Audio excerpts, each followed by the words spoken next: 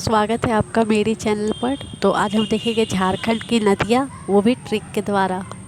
तो आइए शुरुआत करते हैं झारखंड की नदियाँ, जो आपके आगामी एग्ज़ाम के लिए बहुत ही ज़्यादा महत्वपूर्ण चैप्टर है।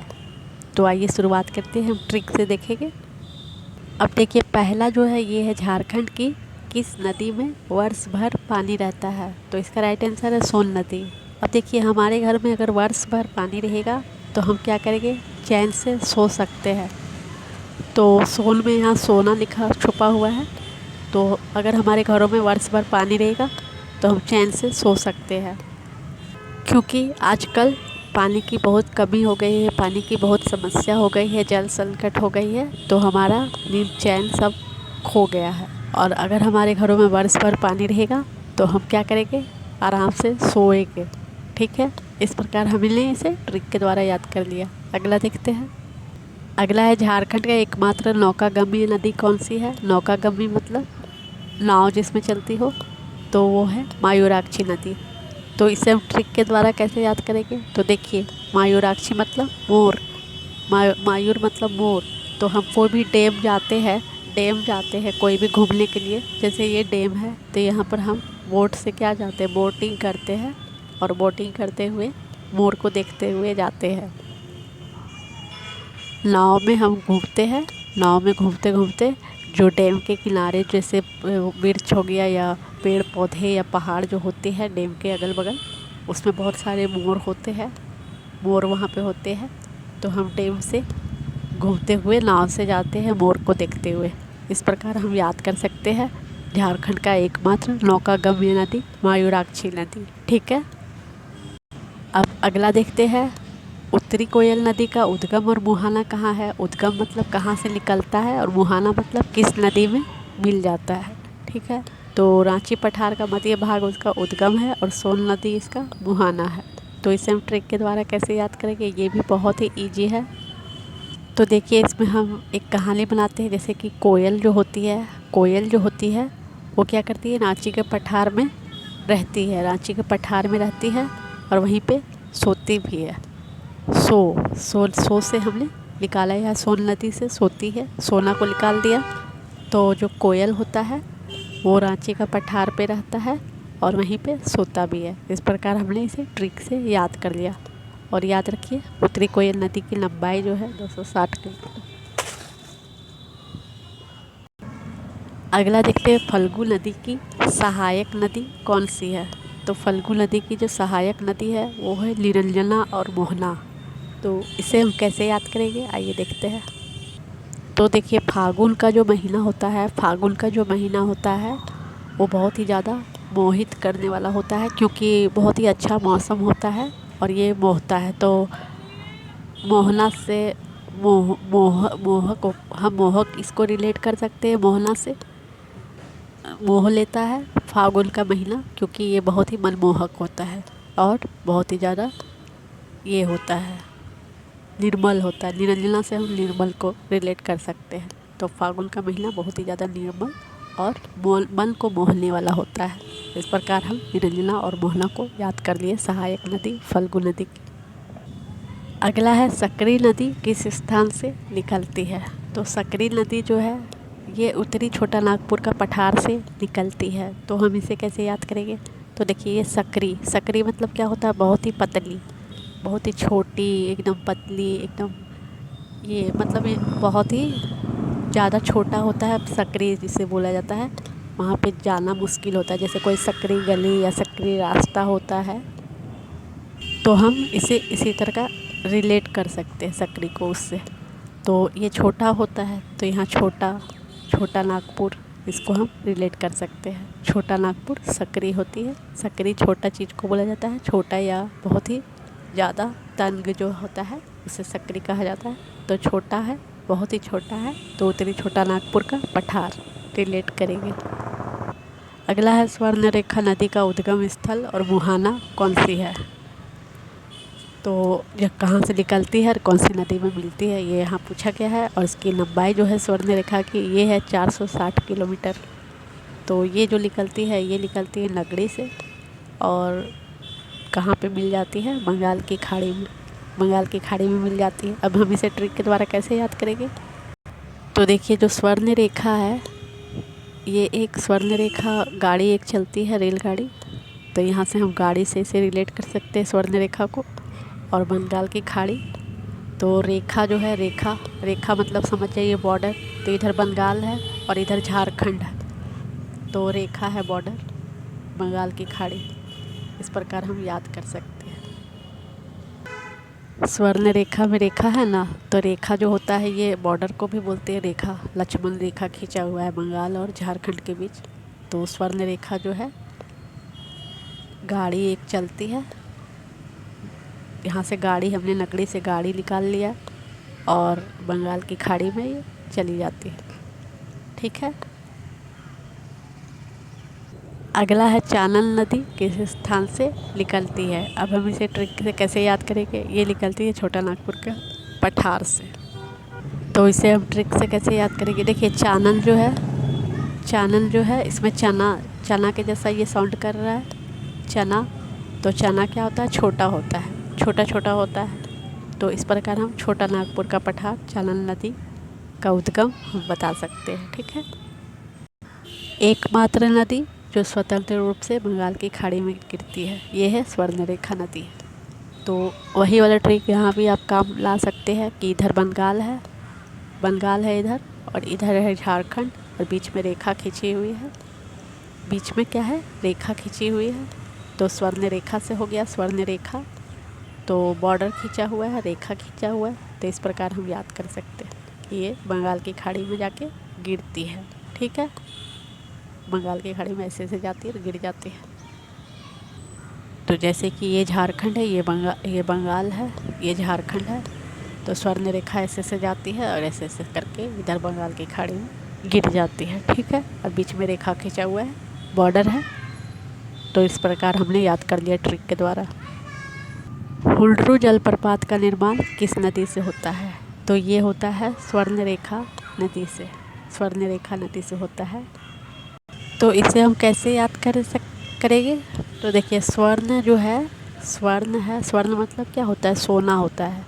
तो सोना जो रखता है, सोना बहुत ही कीमती होता है, जो रखता है उसे हमेशा क्या होता है? डर रहता है कि ये चोरी ना हो जाए। तो हुंडरू से यहाँ पे डर थोड़ा सा साउंड कर रहा है, हुंडरू, डरू, डरू। तो कोई भी सोना रखता है तो डरू, डरता है।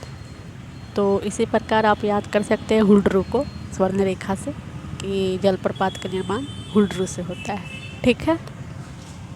ये तो बहुत इजी है। चानन नदी का उपनाम क्या है? पंचानन। ये तो बहुत ही ज़्यादा इजी है। चानन के आगे पा लगा दीजिए, पंच लगा दीजिए, तो हो गया पंचानन। इसे पंचानन क्यों बोला जाता है ये भी समझ जाइए, क्योंकि चानन नदी जो है, इससे 5 धाराएँ निकलती है, 5 धाराएँ निकलती है, जिस कारण इसका नाम है पंचानन। ठीक है। झारखंड की सबसे लंबी नदी कौन सी है? तो ये है दामोदर नदी। तो दामोदर जो है, तो देखिए यहाँ पे क्या लग रहा है? दामोदर में साउंड कर रहा है दमदार जैसा, दमदार, बहुत ही ज़्यादा दमदार है ये, दमदार है। तो इस प्रकार हम याद कर सकते हैं, दामोदर दमदार नदी है, बहुत ही ज़्यादा लंबी नदी है, सबसे ज़्यादा। और एक और ट्रिक है इसमें, दामोदर लंबोदर, लंबोदर बोलते हैं ना, लंबोदर, लंबोदर। तो इस प्रकार याद कर सकते हैं, सबसे ज़्यादा लंबी नदी जो है लंबोदर, दामोदर। ठीक है। कुछ इसी प्रकार से ट्रिक यहाँ लगा के हम याद कर सकते हैं। तो अगला देखते हैं। अगला है दामोदर नदी का उद्गम स्थल कहाँ है? तो उद्गम स्थल जो है इसका टोरी में है। तो इसे हम ट्रिक के द्वारा कैसे याद करेंगे? तो देखिए, दामोदर जो है, ये सब जानते हैं कि झारखंड की सबसे बड़ी नदी है और सबसे लंबी नदी है दामोदर। और तो ये क्या है, इसको हम ट्रिक के द्वारा कैसे याद कर सकते हैं? टोरी को हम बना देंगे स्टोरी, स्टोरी बना देंगे, स्टोरी, ये वाला स्टोरी, इंग्लिश वाला स्टोरी, जिसे हिंदी में कहानी बोला जाता है, स्टोरी। तो स्टोरी जो है ये बहुत ही लंबी है, इसकी स्टोरी। तो इसकी जो स्टोरी है बहुत ही ज़्यादा लंबी है, बहुत ही ज़्यादा प्राचीन है, क्योंकि ये बहुत ही बड़ी नदी है और प्राचीन नदी है दामोदर नदी। ठीक है। इस प्रकार हमने टोरी को स्टोरी बना दिया, तो टोरी से इसका उद्गम निकलता है यहाँ से। ठीक है। झारखंड की सबसे ज़्यादा दूषित नदी कौन सी है? तो ये भी है दामोदर नदी। तो दूषित है, सबसे बड़ी नदी है ये, तो ये दूषित भी हो गई है ना। सबसे बड़ी नदी है, सबसे लंबी नदी है, तो ये दूषित भी ज़्यादा होगी। तो इस प्रकार हम इसे याद रख सकते हैं। दामोदर नदी का मुहाना कौन सा है? मतलब ये कहाँ पे मिल जाता है? तो ये जो मिलता है ये हुगली में मिलता है। हुगली कहाँ पे? बंगाल। बंगाल में हुगली नदी है, वहीं पर मिल जाता है। और झारखंड की ज़्यादातर नदियाँ जो है वो बंगाल में ही घुसती है। जैसे यहाँ बंगाल है, यहाँ झारखंड है, तो बहुत सारी नदियाँ बंगाल में ही घुसती है, बंगाल के खाड़ी में गिर जाती है। और दामोदर नदी जो हुगली नदी में मिलकर हुगली नदी भी गिरती है, कहाँ? बंगाल की खाड़ी में। इस प्रकार हम इसे याद रख सकते हैं। दामोदर नदी का उपनाम क्या है? तो दामोदर नदी का उपनाम जो है ये है देव नदी। तो देव नदी हम इसे कैसे याद करेंगे? तो हम इसे याद कर सकते हैं, दा से देव, दा से देव होता है और दा से दामोदर होता है। इस प्रकार हम याद कर सकते हैं। या तो ये बहुत ही प्राचीन नदी है और इसमें जो प्राचीन में ऋग्वेद या जो होते थे पुराण शास्त्र, उसमें इस नदी का उल्लेख है, देवों ने उल्लेख किया है इसका। इस प्रकार हम इसे याद कर सकते हैं। देवी देवताओं ने इस नदी का उल्लेख किया है, दामोदर का, तो इस प्रकार हम इसे याद कर सकते हैं। यहाँ पे है दामोदर नदी की कुल लंबाई कितनी है? तो ये भी आप याद रख सकते हैं, 592 किलोमीटर, क्योंकि सबसे लंबी नदी है ये, तो 592 किलोमीटर, इसको याद रखिएगा। बंगाल का शोक किस नदी को कहते हैं? तो बंगाल का शोक कहते हैं दामोदर नदी को। तो शोक क्यों है? क्योंकि जैसा आपको पता है कि दामोदर नदी जो है वो झारखंड की सबसे बड़ी नदी है, सबसे बड़ी और लंबी नदी है। और जब ये बंगाल में घुसती है तो बहुत ही ज़्यादा तबाही मचाती है। वहाँ पे बाढ़ आ जाता है। हुगली नदी में जब ये मिलती है तो वहाँ पे क्या होता है, बाढ़ आ जाता है, और वहाँ पे बाढ़ आ जाता है और जन जीवन वहाँ अस्त व्यस्त हो जाता है। तो इसे वहाँ पे बंगाल का शोक कहा जाता है। इससे शोक कहा जाता है बंगाल का। ठीक है, इस प्रकार आप इसे याद रख सकते हैं। अगला हम देखते हैं बड़ाकर का उद्गम स्थान कौन सा है? बड़ाकर नदी का, तो ये है छोटा नागपुर का पठार। तो इसे हम कैसे याद कर सकते हैं? तो इसे सिंपल याद कर सकते हैं हम, यहाँ बड़ा है, बड़ाकर में बड़ा छुपा हुआ है, बड़ा है ना, तो इसे हम बड़ा बना देंगे। ये बहुत ही बड़ा है, समझ जाइए, बड़ा है। बड़ा और छोटा, बड़ा का अपोजिट क्या होता है? छोटा होता है। तो बड़ा का अपोजिट हम कर देते हैं छोटा। छोटा नागपुर का पठार, इस प्रकार हम याद कर सकते हैं। बड़ाकर छोटा नागपुर का पठार से निकलता है, ठीक है, और ये बड़ा हो जाता है। इस प्रकार हम याद कर सकते हैं। छोटा नागपुर का पठार से ये निकलता है और ये बड़ा हो जाता है, ठीक है। अगला है बड़ाकर नदी का मुहाना कौन सी नदी है? तो मुहाना जो है ये है दामोदर नदी, यानी बड़ाकर नदी जो है वो दामोदर नदी में मिल जाते हैं, ठीक है। तो इसे हम कैसे याद करेंगे ट्रिक से? तो देखिए, जो बड़ा होता है वो दमदार के साथ रहता है, बड़ा जो होता है वो क्या होता है? दमदार के साथ रहता है। जो बड़ा होगा वो दमदार के साथ ही रहेगा ना, वो तो छोटों के साथ नहीं रहेगा। इस प्रकार हम इसे ट्रिक से बना के याद कर सकते हैं। अगला है शंख नदी का मुहाना कौन सी है? तो शंख नदी का जो मुहाना है ये है दक्षिणी कोयल है। तो इसे हम कैसे याद करेंगे ट्रिक के द्वारा? तो कोयल जो होता है, कोयल सो उसकी वाणी जो होती है, उसकी जो आवाज़ होती है वो बहुत ही ज़्यादा मीठी होती है, शंख की तरह। देखिए यहाँ भी एक कोयल बोल रही है, अभी कोयल की आवाज़ आ रही होगी आपको। तो उसकी आवाज़ क्या होती है? शंख की तरह मधुर होती है। तो इस प्रकार आप याद कर सकते हैं मुहाना। कोयल जो मुंह से बोलती है वो शंख की तरह मधुर बोलती है। कोयल मुंह से जो बोलती है, मुहाना से हमने मुंह को निकाला, तो कोयल जो होती है मुंह से जो बोलती है वो शंख की तरह मधुर होती है। ठीक है, ये याद हो गया होगा आपको ट्रिक के द्वारा। अगला देखते हैं। अगला है ब्राह्मणी नदी की सहायक नदी कौन सी है? तो ब्राह्मणी नदी की सहायक नदी जो है वो है गुमरो। ब्राह्मणी नदी की सहायक नदी कौन सी है? गुमरो है। तो इसे हम कैसे याद करेंगे? तो देखिए, ब्रह्मा जो है इसे हमने ब्रह्मा से रिलेट कर दिया। ठीक है, तो ब्रह्मा जो है ब्रह्मदेव से रिलेट कर दिया। ब्रह्मा जो भगवान होते हैं उससे हमने इसे रिलेट कर दिया।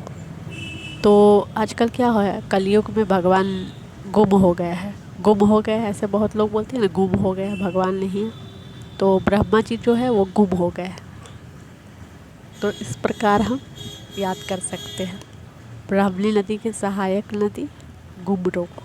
ठीक है, और ब्राह्मणी नदी का मुहाना कौन सा है, मतलब ये किस नदी में मिलता है? तो ये मिलता है हुगली नदी में। हुगली नदी में मिलता है। तो अब हम इसे ट्रिक के द्वारा कैसे याद करेंगे? तो देखिए, अगर हमारे घरों में पूजा होता है तो हम किससे ढूंढते हैं? ब्राह्मण को ढूंढते हैं। तो ब्राह्मण को हम ढूंढने जाते हैं तो कहाँ जाते हैं? गली गली में ढूंढते हैं। गली गली में जाते हैं ढूंढने के लिए ब्राह्मण पंडित जी को, कि गली गली में चल घूम के देखो कहाँ है पंडित जी पूजा करवाने के लिए। तो इस प्रकार हम याद कर सकते हैं इसे। ब्राह्मणी नदी का मुहाना हुगली नदी। दक्षिणी कोयल की सहायक नदी कौन सी है? तो ये है कारो। तो कोयल जो होती है ये क्या होता है? काला होता है। तो कारो कारो करते हैं ना लोकल लैंग्वेज में, काला को कारा कारा कारा कारा, तो समझ आइए वही कारो। तो कोयल जो होती है काला होता है, तो कारो कारो कारो, तो सहायक नदी हो गया। ठीक है, अगला है ब्राह्मणी नदी का उद्गम स्थल कौन सा है? तो मुहाना तो इसका हुगली था। हम गली गली ढूंढने जाते थे ब्राह्मण को, ऐसे मैंने अभी याद कराया ट्रिक से। मुहाना इसका हुगली है। और इसका उद्गम पूछा गया है, जो कहाँ से निकलती है? तो ये निकलती है दुधवा पहाड़ी से। तो हम इसे ट्रिक के द्वारा कैसे याद करेंगे? तो ब्राह्मण लोग जो है वो दूध वाले चीज़ बहुत ज़्यादा खाते पीते हैं। इस प्रकार हम इसे याद रख सकते हैं। दूध वाला डायरी प्रोडक्ट ये लोग बहुत खाते हैं, दूध दही ये सब ब्राह्मण देव लोग खाते हैं। या तो हम इसे ऐसे भी याद कर सकते हैं कि ब्राह्मण जो है वो दूध चढ़ाते हैं मंदिर में, दूध चढ़ाते हैं शिव जी के मंदिर में, दुधवा पहाड़ी। इस प्रकार हम इसे याद कर सकते हैं उद्गम। अब देखिए, मयूराक्षी नदी किस स्थान से निकलती है? तो ये निकलती है त्रिकुट पर्वत से, त्रिकुट पहाड़ी से। तो मयूर मतलब मोर। तो मोर कहाँ होते हैं? मोर होते हैं त्रिकुट वन में ज़्यादा पाए जाते हैं। त्रिकुट एक वन है, वहाँ पे बहुत ज़्यादा मोर पाए जाते हैं। त्रिकुट जहाँ घूमने जाते हैं, पर्यटन स्थल है, तो वहाँ पे मोर बहुत ज़्यादा पाए जाते हैं।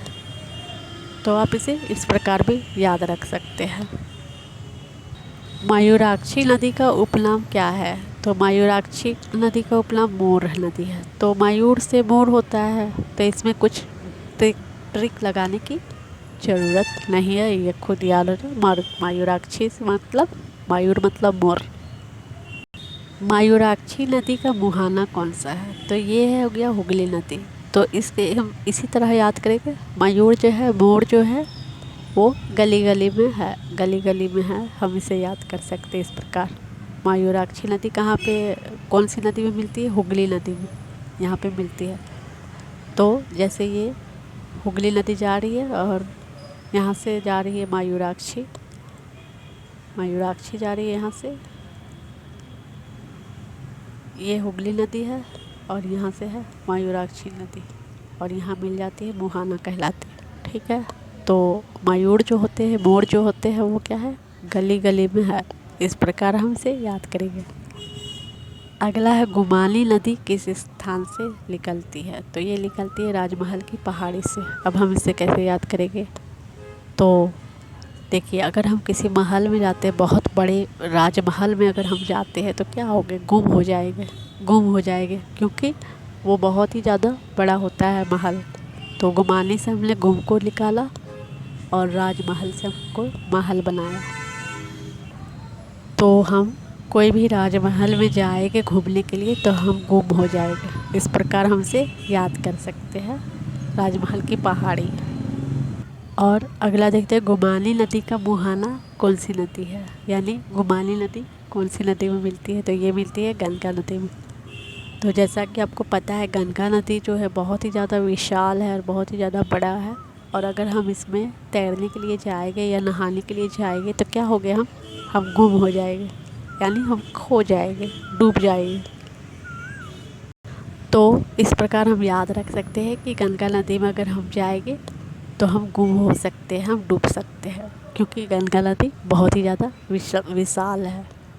तो गुमानी नदी का जो मुहाना है वो गंगा नदी, इस प्रकार हम याद कर सकते हैं। अगला है, बांसलोई नदी किस स्थान से निकलती है, तो ये बांस पहाड़ी। तो यहाँ पे से इससे रिलेट करते हैं, बांस यहाँ पे है और यहाँ है बांस, बसलोई। तो बसलोई में यहाँ बांस भी छुपा हुआ है, बस से बांस हो गया, बांस हो गया और बस यहाँ, तो दोनों एक जैसा साउंड कर रहा है। तो इस प्रकार हम याद कर सकते हैं बसलोई नदी, बांस पहाड़ी। अगला है, झारखंड में गंगा नदी संरक्षण प्राधिकरण का निर्माण कब हुआ था, तो ये हुआ था 2009 में। यानी गंगा नदी का जो साहिबगंज में जो गंगा नदी है उसका संरक्षण के लिए एक प्राधिकरण का निर्माण हुआ था, एक उसका समिति बनी कि हमें गंगा नदी का संरक्षण करना है, उसे साफ सफाई रखना है और उसमें उसको विकास करना है। तो ये कब बना गया था, 2009 में। तो इसे हम ट्रिक के द्वारा कैसे याद करेंगे, तो देखिए यहाँ पे नो छुपा हुआ है, नो से क्या होता है, नो, इंग्लिश वाला नो, हम इसे बना देंगे यानी नहीं, नो यानी नहीं। तो नो, नो मतलब नो, यहाँ पे गंगा नदी में गंदगी नो करना है, नहीं करना है, गंगा नदी को स्वच्छ रखना है, गंगा नदी का संरक्षण करना है, गंगा नदी में कोई भी गलत काम नो होगा, नहीं होगा, ठीक है। तो नो से हम इस प्रकार याद कर सकते हैं, गंगा नदी संरक्षण प्राधिकरण का निर्माण 2009। और इसका जो मुख्यालय है, गंगा नदी संरक्षण प्राधिकरण का मुख्यालय है रांची में, ठीक है, रांची में इसका मुख्यालय है। मुख्यालय इसका कहाँ पे है, तो ये है रांची में। तो इसे हम ट्रिक के द्वारा कैसे याद करेंगे, तो रांची जो है हमारी राजधानी है, रांची जो है हमारी राजधानी है। तो कोई भी संरक्षण करना है, मुख्यालय हेडक्वार्टर कहाँ होगा, राजधानी होगा। तो इस प्रकार हम इसे याद कर सकते हैं। तो ये था झारखंड की नदियाँ ट्रिक के माध्यम से। तो आशा करती हूँ कि आपको ये ट्रिक बहुत पसंद आया होगा। और अगर आपको ऐसे ही ट्रिक चाहिए, ट्रिक वाले वीडियो चाहिए, तो मैं ऐसे वीडियो और बनाऊँगी। तो आप मेरे चैनल को सब्सक्राइब कर लीजिए, लाइक करें, शेयर करें। धन्यवाद। जय हिंद, जय भारत।